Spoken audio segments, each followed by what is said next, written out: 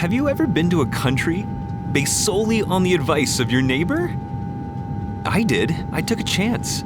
And here I am on a plane, and biblical Ararat greets me from the window. I was flying to discover one of the most unique and absolutely unknown countries to me. Armenia. Like all tourists, I was in a hurry to seek adventures. After throwing my things into my hotel room, which, by the way, was located in the Republic Square, the heart of the capital, I ran out into the streets, eagerly wanting to explore Armenia. But I was stopped in my tracks by a bucket of cold water on a hot, sunny day in Yerevan. Vartavar. A word that I will never forget. The holiday of pouring water on each other. Strange? Yeah, but it's just so much fun. I immediately realized that I could not get out of today dry, and decided to really embrace the essence of fun. It is difficult to describe with words how pleasant it is to run around with a bucket of water as a hunter for prey, and to water people on the streets. In just half an hour, I had a bunch of new Armenian friends, which I knew I would see again and again during my trip. Yerevan did not fail to amaze me on the very first day of my arrival. Trying to dry off, I suddenly noticed in the distance a cluster of people completely dry. And not only dry, but also beautifully dressed. Coming closer, I almost cried out in surprise when one of my favorite Hollywood directors, Darren Aronofsky, walked along the red carpet. It was the grand opening of the 15th annual Golden Apricot Film Festival, the biggest of its kind in the region.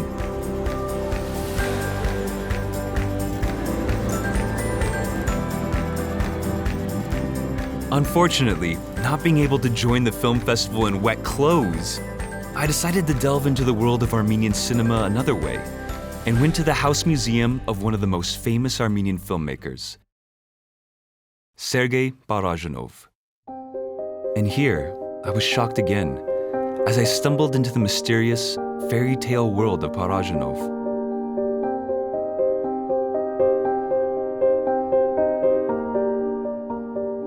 The symbolism of his works surprised and fascinated me. I wondered where he got his inspiration from, where so much depth and mysticism came from.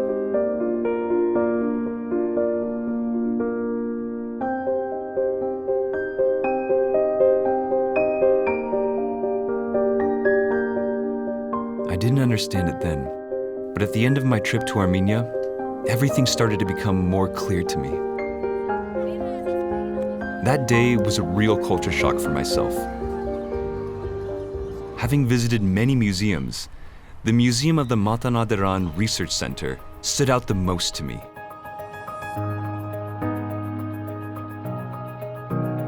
This is one of the largest repositories of manuscripts in the world.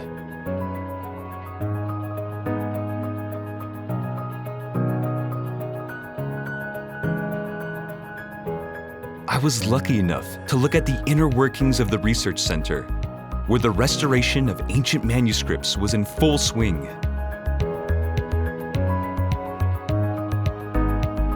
It was magical. For the first time in my life, I really regretted not knowing the old languages and the secrets they held on the origins of world philosophy. A huge number of old books and manuscripts that were in the library of the Matanaderan can definitely be called a treasure, not only for the nation, but of all humankind.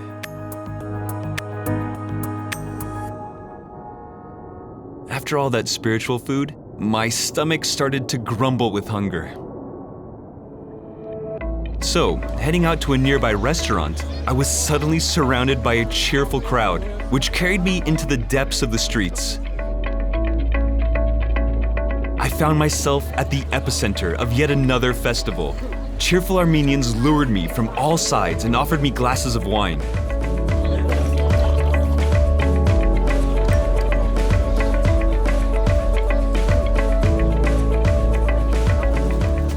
Denying hospitable Armenians is simply impossible. I was in the middle of the annual Armenian Wine Day celebration. Imagine that! In Armenia, there are amazing, aromatic wines being produced from endemic grape varieties. As I later found out, Armenians have been engaged in winemaking for more than 5,000 years. I cannot help trying all kinds of wines, and none of them disappointed me.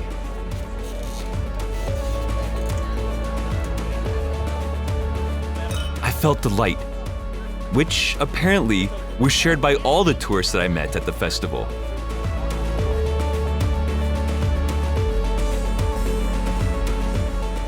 But one thought didn't leave me. How can one small country have so much?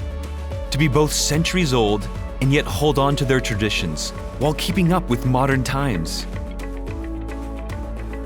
That was it. I was totally intoxicated by both the wine and by the country itself. The next morning, I decided to test the authenticity of all the information I received yesterday about Armenia, and decided, like an old skeptic detective, step by step, to investigate the secrets of Armenia. I began my journey with the mystery of winemaking, heading to the village of Armenia, where investigations were being conducted in one of the local caves. In the process, I encountered the amazing landscape of this country.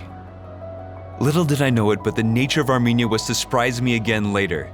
But for now, I was really only interested in the wine. As it turned out, the area where the cave is located is still famous for its abundance of various grape varieties. And naturally, it was, and still is to this day, the center of Armenian winemaking.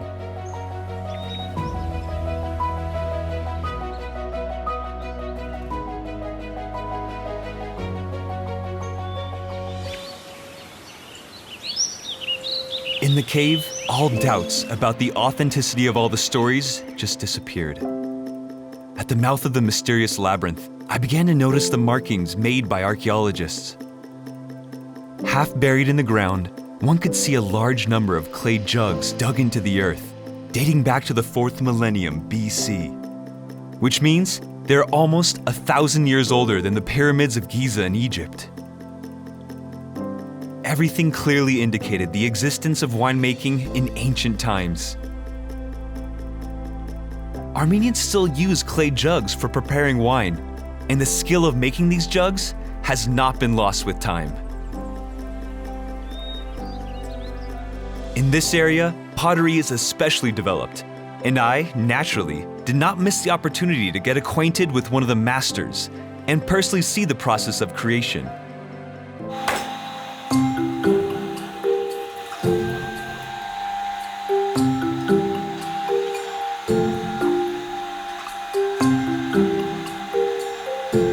I was especially surprised and interested in the painting of the clay jugs. Later, the master explained to me that the history of the characters painted on the jugs goes back to prehistoric times, and that all these symbols can be seen in rock paintings not far from the local Sunik Mountains. The road to the Armenian mountains was now waiting for me. In life, one might feel a hostage to haste and fuss, constantly craving for freedom and trying to find out if there really is any at all. On the way to the mountains, I realized there is freedom, and it lives in the Armenian mountains.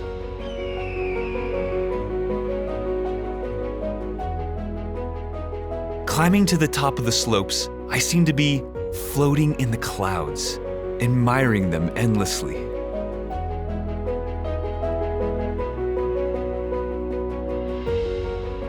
As I once heard, it's the mountains that teach us how to achieve our goals. The Armenian mountains reminded me of this. And with great determination, I crossed the difficult terrain as quick as I could to reach my final goal and gaze upon the art of the Stone Age. And here I stood at an altitude of 3,300 meters above sea level. Here, there are more than 2,000 carvings. Among them, one could see images of already tamed and domesticated animals, like bulls and herds of goats. Many of them depict hunting scenes. I was looking at and touching something that was created by the hand of a man living in the 4th millennium BC.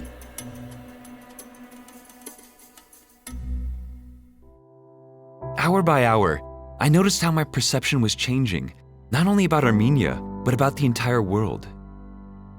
I became more silent and thoughtful, trying not to miss something important.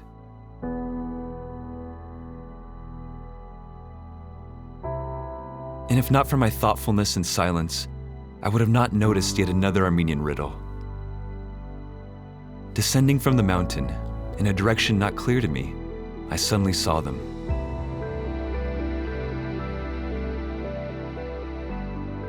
Huge stones, lined up in a row, towering alone and waiting for an unknown destiny. Then, I learned that the complex is known as Karahuj and is about 7,500 years old, 2,000 years older than Stonehenge. After reading on the internet a lot of unique facts and comparisons with Stonehenge, I could personally say one thing: this is a place of power. Standing in the middle of the complex, I felt an inexplicable surge of energy.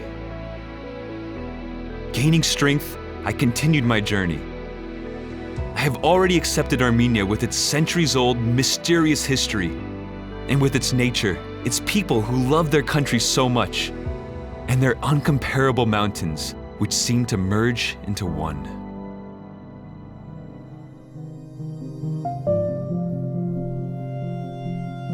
I had the impression that nature simply decided to experiment in Armenia, and at every step created unimaginably unique forms.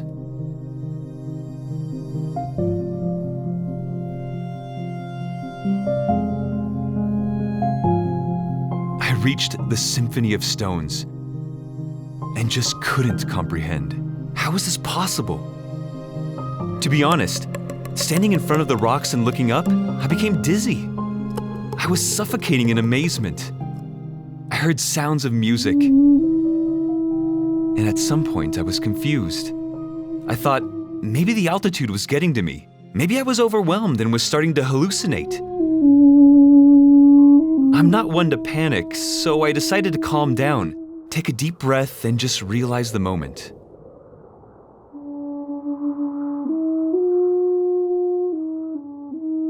But the music continued. Having listened, I realized that the rocks had nothing to do with it. The melody came from far away, from a neighboring village. I, like a lunatic, mechanically began to move in the direction of the music. And finally, I found its source. The music was coming from the Armenian duduk.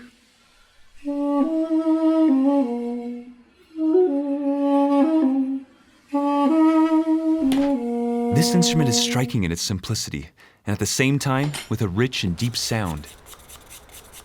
The local duduk master helped me to figure out how, and what it was made of. As it turned out, everything was simple. The wood of the duduk comes from the apricot tree, with a few holes added to play the different notes. But there is one secret, the Armenian soul, which merges with the duduk and sings the many stories of Armenia.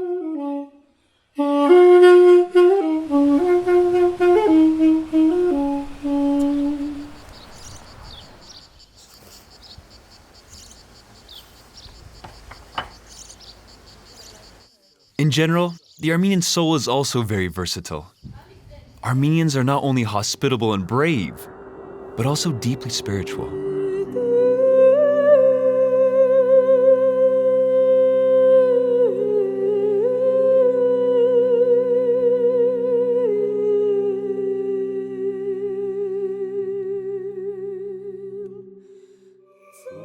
Faith. Here is the greatest wealth of this nation. This is something that one cannot take away from them, nor kill in them. Being the first nation to adopt Christianity as its state religion in 301 AD, Armenians, with inherent diligence, not sparing themselves, built churches and temples for centuries to prove their sincere faith to God.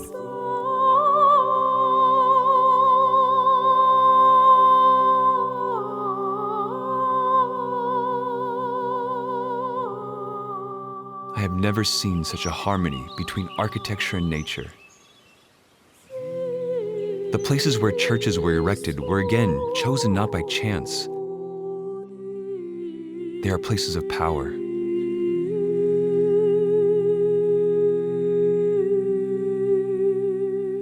I felt the same flow of energy when I was standing between the stones of Karahunj.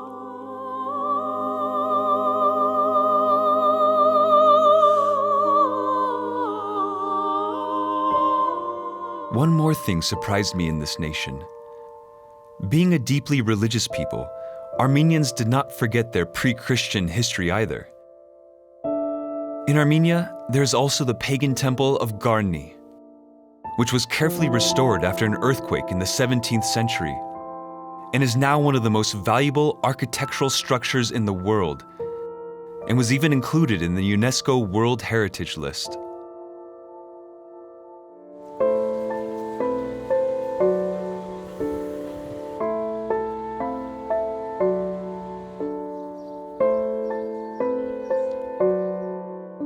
Armenian churches amaze, not only with their architecture. The ornamental facades carved in stone are done with the highest skill and convey all the symbolism of Christianity.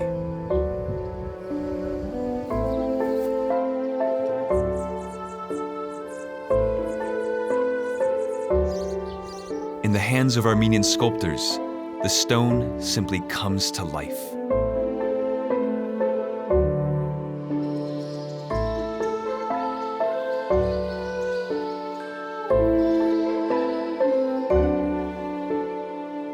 Another striking example of craft is the khachkar. After the declaration of Christianity as a state religion of Armenia, its symbol, the cross, was carved onto small stone columns.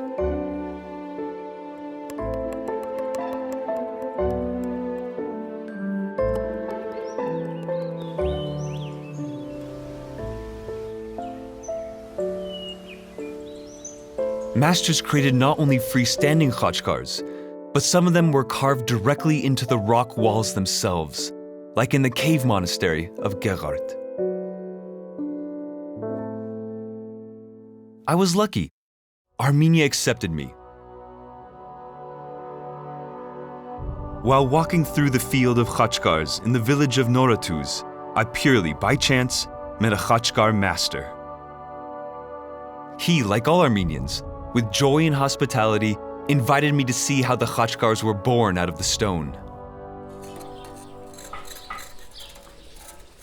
When I saw with my own eyes the shapeless block of stone and how it was turned into a piece of art in the hands of a master, I finally became convinced that everything in this country is harmonious. Even a piece of stone and a person can have a conversation. Saying goodbye to the magician, I continued my way with a new purpose to go deeper into the history of Armenia. I even began to understand why neighboring nations were always trying to capture Armenia. There is something more valuable in this land than gold or diamonds. But I also realized that it was and always will be impossible to seize the land of Armenia. The Armenian people are too resistant, strong, like the mountains in this country, like the fortresses they built to protect their home. Even till now, after centuries, the walls of the Armenian fortresses are majestic. Even walking around the ruined walls, I can imagine the epic battles and fights they had seen. I wish I was a director, so I could film something here in the style of Lord of the Rings or Game of Thrones. Who knows? Maybe I'll do it one day.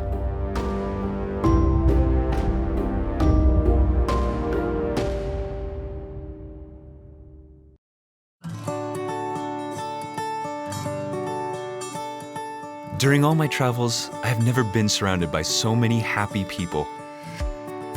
My new Armenian friends decided to show me another Armenia. Let's go, they said, and gave me a bicycle. And we were off. At some point, I couldn't believe that I was still in Armenia. the wind in my face, flying by green forests and alpine meadows.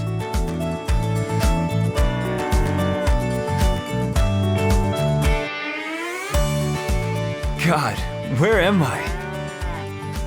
You're in heaven, bro, they said to me and patted me on the shoulder, laughing. They were telling the truth.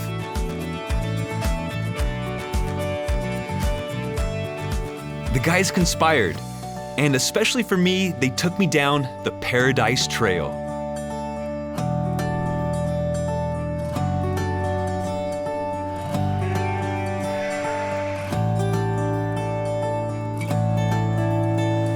Our first stop on our trip was the Forest of Paradise, Lastiver.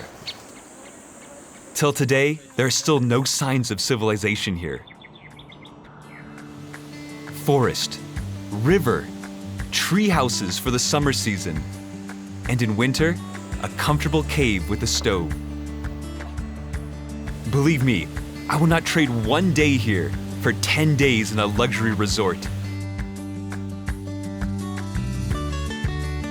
The good day just kept on coming. My new friends looked at me and whispered and laughed at my childish delight.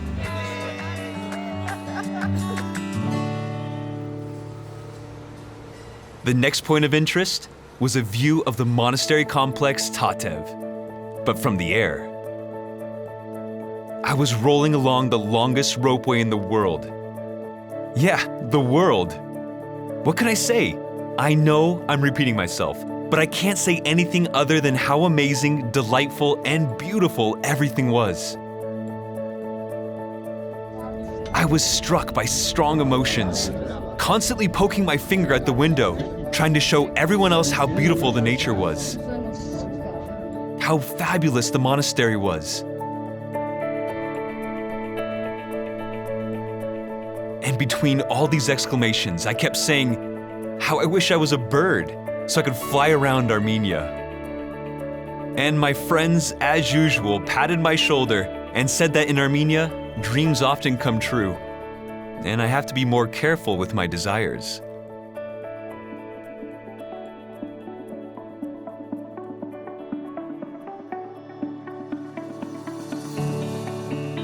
My heavenly journey continued. This time, the guys did not say where we were going. They just hinted they wanted to prepare me for the most unforgettable experience in my life. Okay, I thought. Is there anything left that could surprise me in this country? I felt a whole flock of butterflies fluttering in my stomach.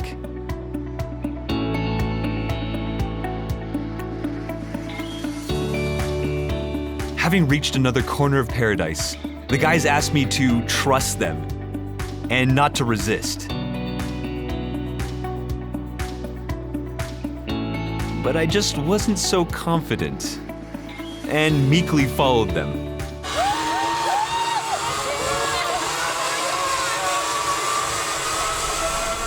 No, it's better that I don't say what happened to me.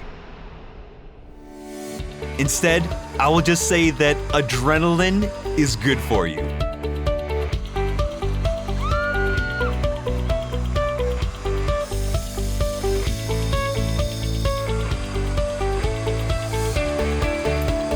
If someone told me that I would do something that extreme in my life, I would have laughed and said, nah, that's not for me. I would rather have a soft cushion, a terry robe, and a glass of wine. Armenian wine, of course. Without this video, no one would have ever believed me that I even stood close to that zipline.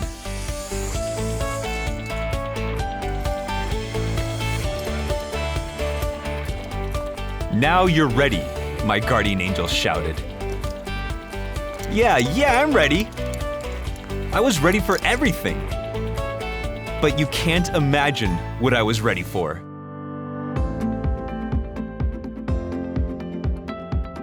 Yes, in Armenia, dreams do come true. I floated in the sky over Armenia like a real bird. From a bird's eye, Armenia is even more fascinating. It makes you fall in love with the country. It felt as if I saw the dark side of the moon.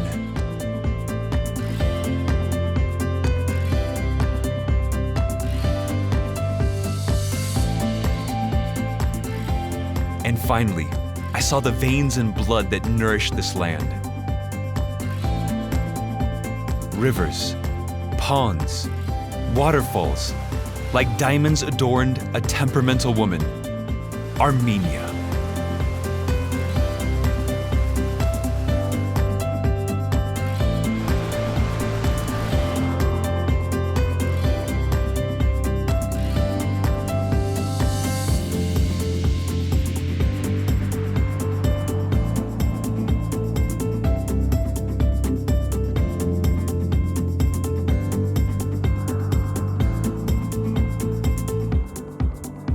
I got to know the stone, the rocks, flew with the Armenian wind, and now I wanted to flow with the Armenian water.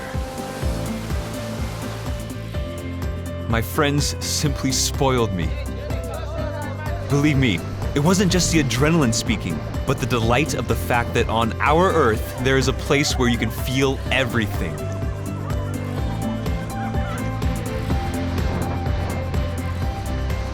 In Armenia, you can again feel like a human, harmoniously merging with nature and with people and with yourself.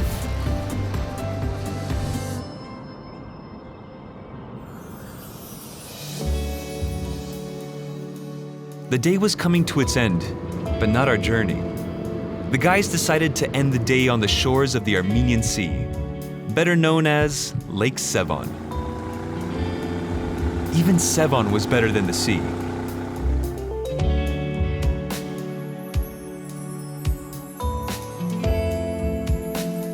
The cool and fresh water was refreshing to the body, sunburnt under the Armenian sun like no other sea in the world. And after a hot day, the night of paradise is found on the beach. The sky and water merge into one, and you feel like part of the universe.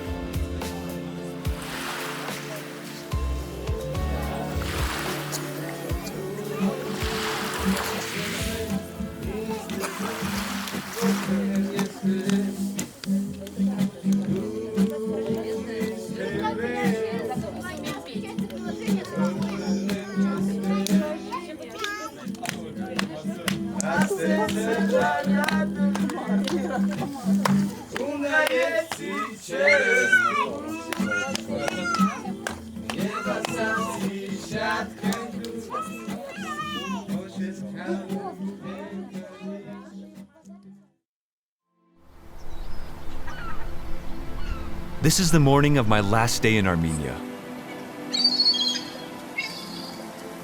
My happy Armenian friends, the beach, Armenian water, and clean air surrounded me. All that was missing was a genuine Armenian breakfast.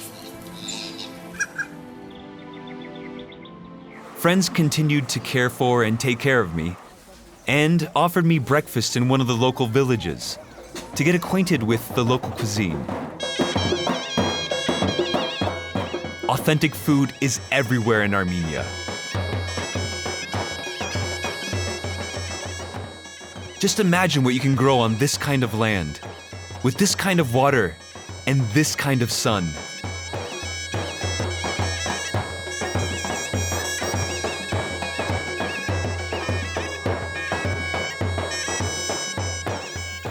Then, add the Armenian touch.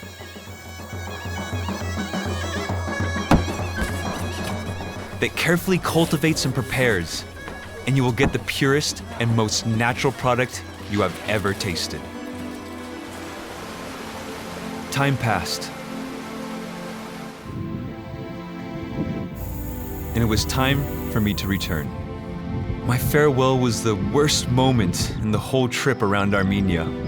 I wanted to keep enjoying this fantastic country, the people, freedom, and beauty just a little bit longer. But what could I do? Every good story has an end.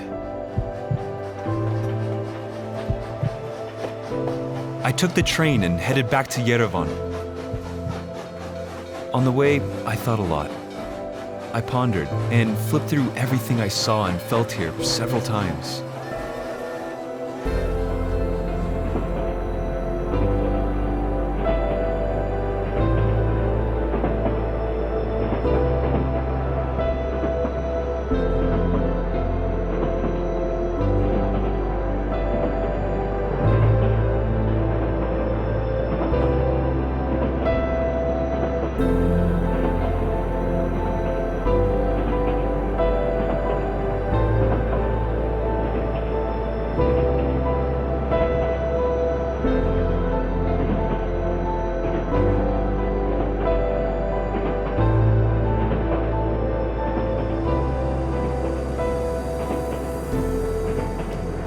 realized that in just a few short days here, I had changed a lot. I began to treat people, nature, even myself more carefully.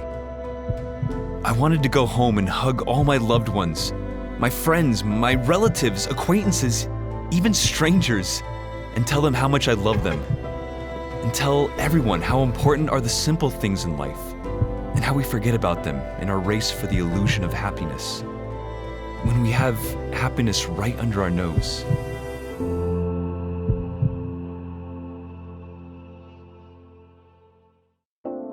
I got to Yerevan at night.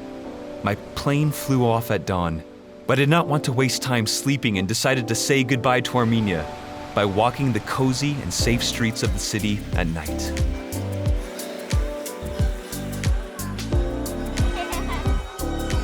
Maybe some will say that I've become too sentimental. But no, I just felt that I had lost a lot of time on the frivolous, and I had forgotten to sincerely smile and wonder, rejoice and love. Thank you, Armenia. I love you, and I'm not saying goodbye.